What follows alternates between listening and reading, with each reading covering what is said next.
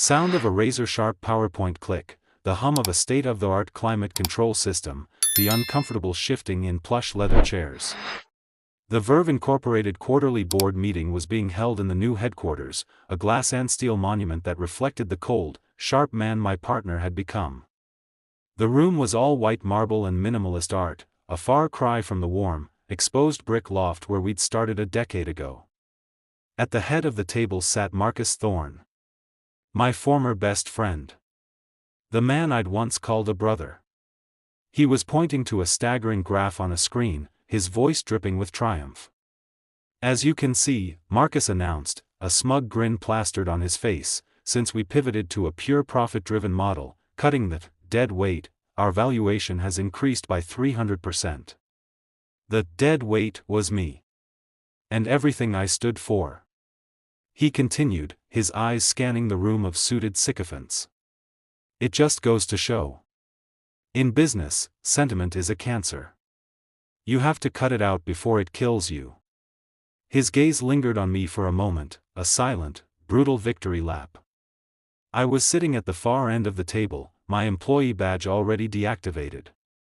My box of personal effects, a framed photo of us at the first company picnic, a silly stress toy from our first successful launch, sat at my feet. The board members looked at me, some with pity, most with indifference. They expected a scene. Begging. Anger. Tears. I simply stood up, smoothed down my jacket, and picked up my box. I looked Marcus directly in the eye. "Congratulations, Marcus," I said, my voice calm, devoid of the rage that boiled inside me. "You got exactly what you wanted." I turned and walked out, leaving a silence louder than any outburst. My name is Julian Croft. I am 35 years old. I was the heart of Verve. I coded the first prototype, I crafted our mission of tech with a soul, I built the culture that made us a place people loved to work. Marcus handled the money. And in the end, that was all that mattered to him. He sacrificed our friendship and our company's soul on the altar of profit. The betrayal was a masterclass in corporate treachery. It started subtly. Marcus would dismiss my ideas for employee profit sharing as unnecessary overhead. He'd roll his eyes at my insistence on using ethically sourced materials for our hardware, calling it a marketing gimmick. The accomplice was our new CFO, a ruthless woman named Anya Petrova, whom Marcus had hired without my full approval. She saw people as numbers, and she and Marcus spoke the same cold, calculating language. The final blow came the night before the board meeting. Marcus had called me to his penthouse apartment, the view of the city sprawling behind him. "Julian, the board is getting nervous," he'd said, pouring 2 glasses of expensive scotch he knew I didn't like. "They think your philanthropic initiatives are diluting our focus. They want a change." "What kind of change?" I'd asked, my guard up. "They want a single vision." "My vision. A clean, efficient, profitable machine." He slid a document across the glass table. It was a severance agreement. "Sign this. Walk away quietly. It's generous." I read the first line. "In exchange for my shares, a pittance. In exchange for my silence, a gag order. You're forcing me out?" The words felt foreign in my mouth. "After everything we built?" "We built a business, Julian. Not a charity," Marcus said, his voice cold. "Your sentimentality is a liability. Your heart is a business risk. The world doesn't run on feelings. It runs on data. And the data says you're obsolete." Anya had stepped out of the shadows of the room then, a silent shark confirming the ambush. The betrayal had been months, maybe years, in the making. They had exploited my trust, my belief in our partnership, to systematically isolate me and seize control. They didn't just take my company. They spat on the very idea of it. The first few months were a blur of anger and despair. But then, the clarity came. My intelligence wasn't in ruthless negotiation, it was in patterns. I could see the ecosystem of a business, how all the parts connected. And I saw the fatal flaw in Marcus's pure profit model. While he was firing the senior developers who demanded fair wages and canceling our environmental commitments to save money, I was working. I used my severance to invest, quietly and wisely. I developed a new algorithm for ethical investment tracking, a direct contradiction to Marcus's philosophy. I sold it, anonymously, to a major fund. The payday was immense. I built a new fortune, but I kept my name out of it. I was a ghost in the machine. My unique skill was foresight. I knew Marcus. His greed was a bottomless pit. Verve was just the beginning. He would leverage its success to launch something bigger, more ambitious, and far more reckless. I was right. He launched Apex Dynamics, a venture capital firm that preyed on vulnerable startups, stripping their assets and firing their staff. He took on massive debt to fuel his expansion, believing his own hype. And I was watching. Through shell companies and discreet financial intermediaries, I began to quietly buy up every single ounce of Apex's debt. I became the nameless, faceless entity his company was beholden to. The stake was my soul, my dignity, and the future of every employee he had ever trampled. The foreshadowing was a single email I sent from an encrypted account to Marcus, 6 months ago. The subject line was blank. The body contained only one sentence: a house built on a foundation of broken promises cannot stand. He probably dismissed it as spam. The turning point was yesterday. The financial news channels were buzzing with the rumor: Apex Dynamics on the brink. Major liquidity crisis. I was in my new office, a warm, book-lined study that felt like a home, not a battlefield. My lawyer, a sharp, older woman named Eleanor Reed, stood before me. "It's done, Julian," she said, placing a final document on my desk. "Our shell company, Promethean Holdings, now holds 92% of Apex's outstanding debt. We are their primary creditor. You have the power to call in the entire amount." Immediately, I picked up the pen. It wasn't the same one I'd used to sign away my birthright at Verve. This one was heavier. Solid. I signed the final acquisition document. "Send him the notice," I said, my voice calm.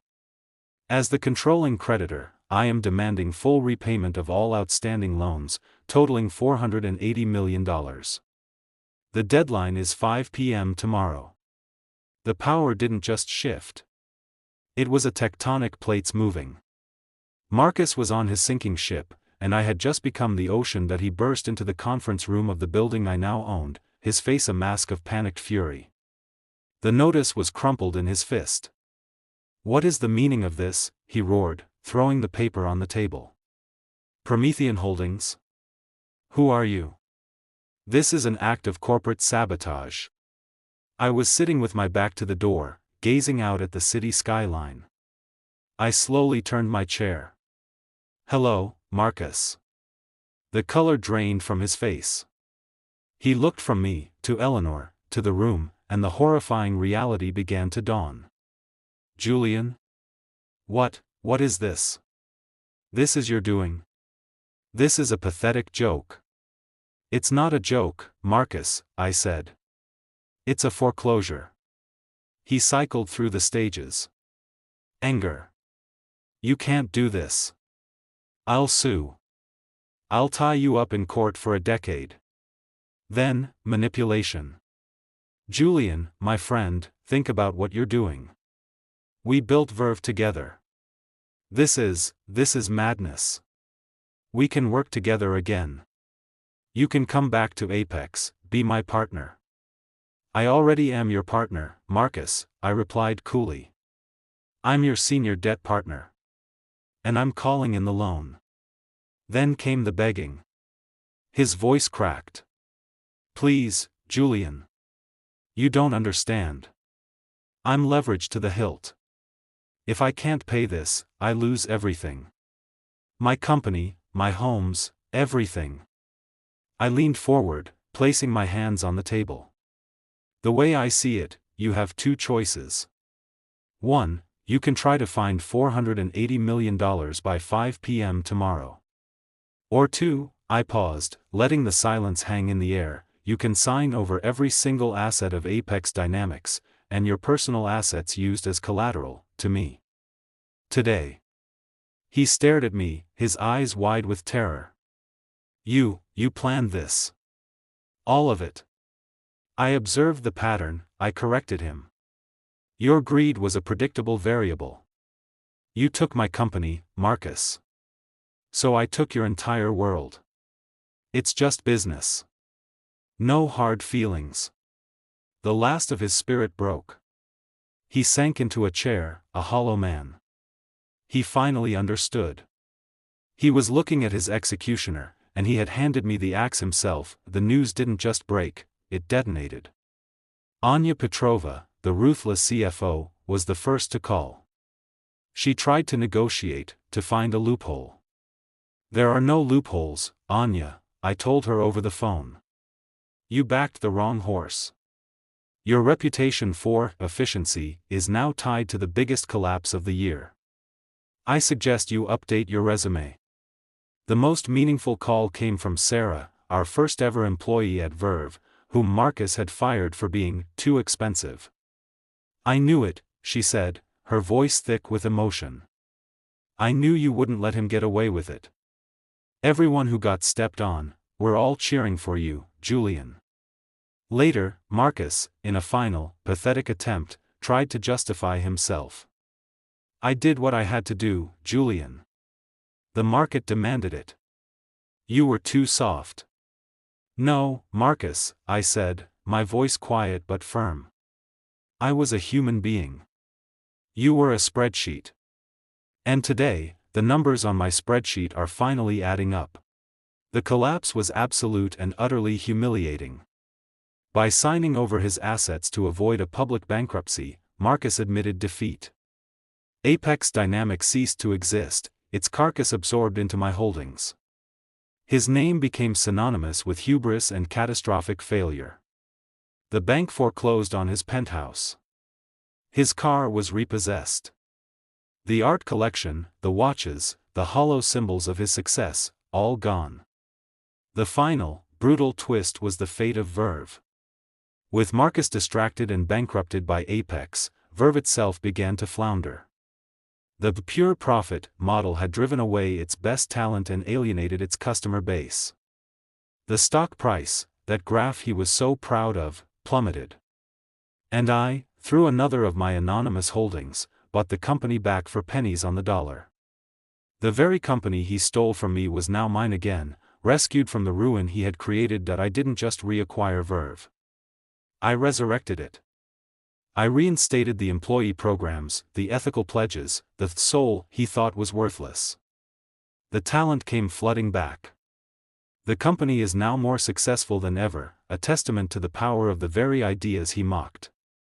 Marcus? He works as a mid-level consultant at a firm he wouldn't have hired to clean his offices. He is a ghost of his former self, a permanent cautionary tale. The poetic justice is complete.